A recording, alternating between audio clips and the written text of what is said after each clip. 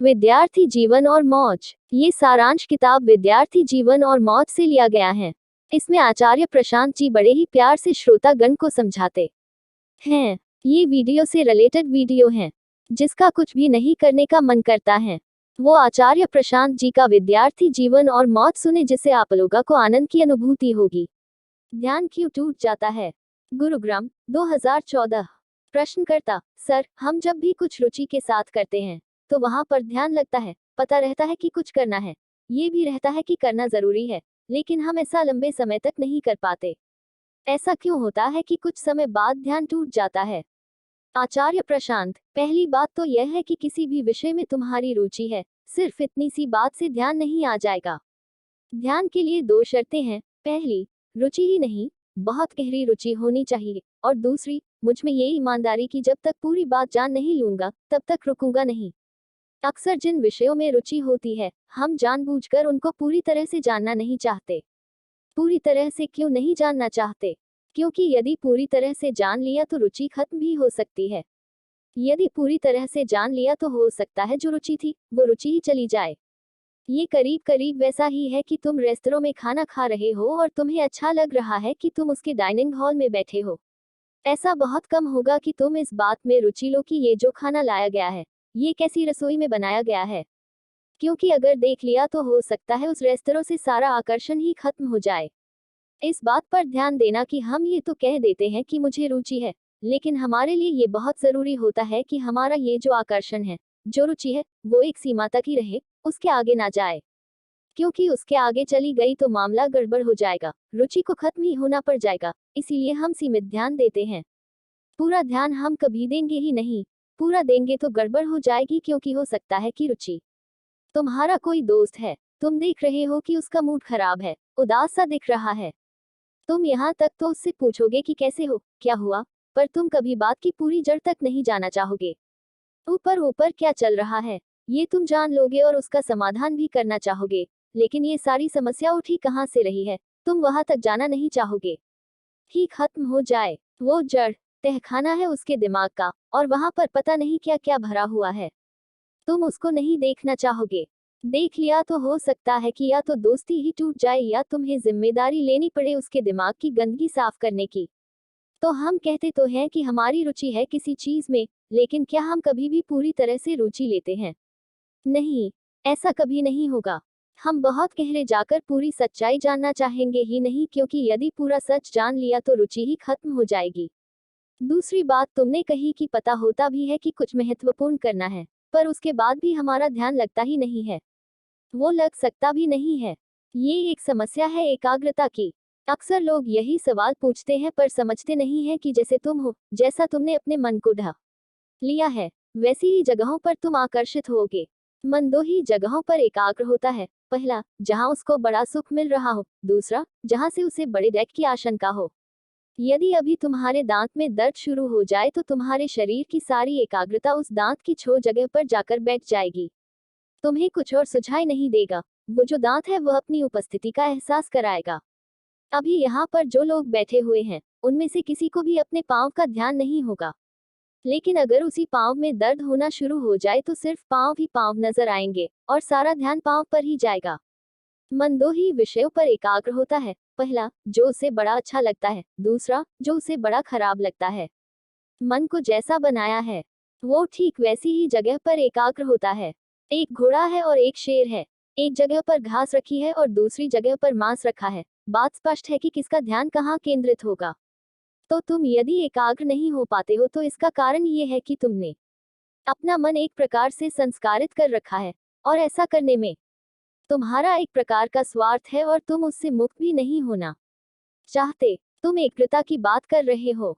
यदि मैं यहाँ पर एक बड़ा सा चित्रों का संग्रह लगा दूं जिसमें 40-50 अलग अलग तरह के चित्र हों, तो तुम देखना कि तुम ऐसे किसी चित्र पर एकाग्र होना शुरू कर दोगे जो तुम्हें भाता है, जो तुम्हें सुख दे रहा है।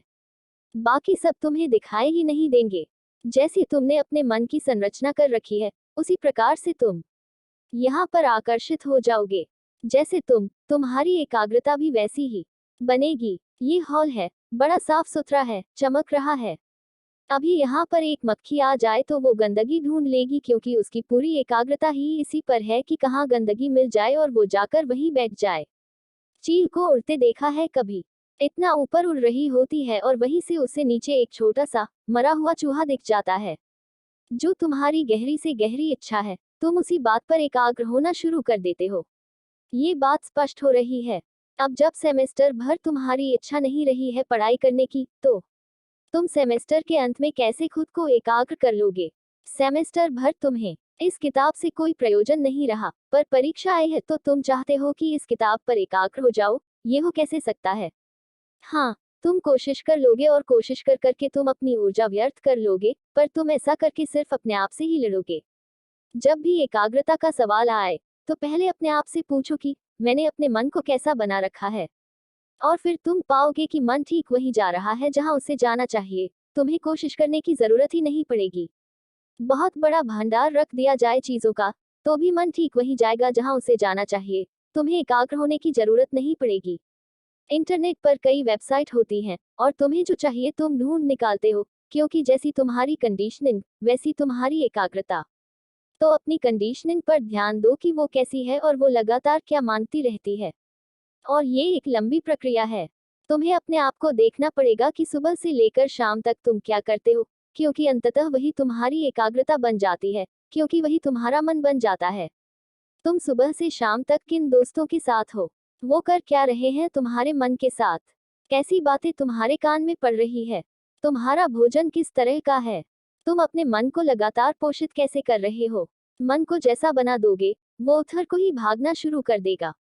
तुम मन को घोड़े जैसा बना दोगे, वो घास की तरफ भागना शुरू कर देगा। तुम मन को शेर जैसा बना दोगे, तो वो मांस की तरफ भागना शुरू कर देगा। तुम मन को बिल्कुल साफ करके शीशे जैसा बना दोगे, तो उसमें सब कुछ साफ साफ दिखाई देगा।